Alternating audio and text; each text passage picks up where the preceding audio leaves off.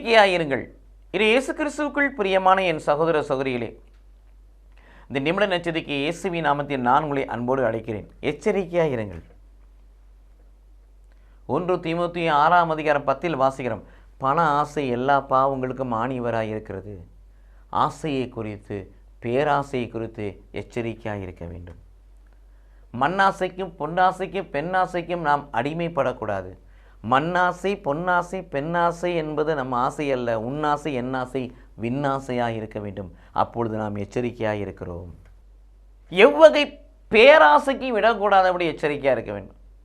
ஒருவனுக்கு செல்வம் வந்து விடுவதனால் வாழ்வு வந்து விடுவது இல்லை.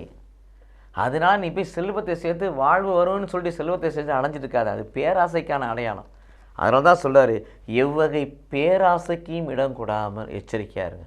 எச்சரிக்கை என்பது ஆசைகளுக்கும் பேராசைகளுக்கும் உலகப்பற்றுக்கும் அடிமையாகாதபடி நாம் அவற்றிலிருந்து பிரிந்திருக்க, தனித்திருக்க கடவுள் இந்த எச்சரிக்கையின் செய்தியை கொடுக்கிறார். Praise the Lord.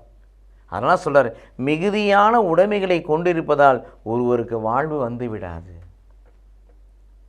எதனை உண்போம், எதனை உடுப்போம், எதனை கொடுப்போம், எதனை சேர்ப்போம், எதனை கட்டுவோம், எதை அகபரிப்போம், எப்படி உயர்வோம், எப்படி செல்வதனா மாறுவோம், அது எண்ணமே ஓடிக்கொண்டிருக்கிறது.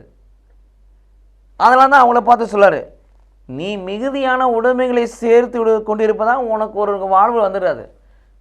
உலகம் காண்பிக்கிறதுலாம் வாழ்வு அல்ல, விண்ணகம் காட்டுவது தான் வாழ்வு. பரலோக வாழ்வு தான் வாழ்வு. மோட்சம்தான் வாழ்வு. கடவுளுடைய உறைவிடத்தில் வாழ்வு தான் வாழ்வு. நிலை வாழ்வு அங்கே இருக்குது, இங்கே இல்லை.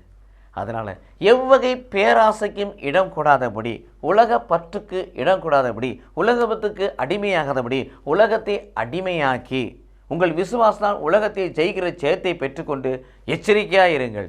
கடவுள் நம்மை ஆசீர்வதிப்பாராக. ஆமீன்.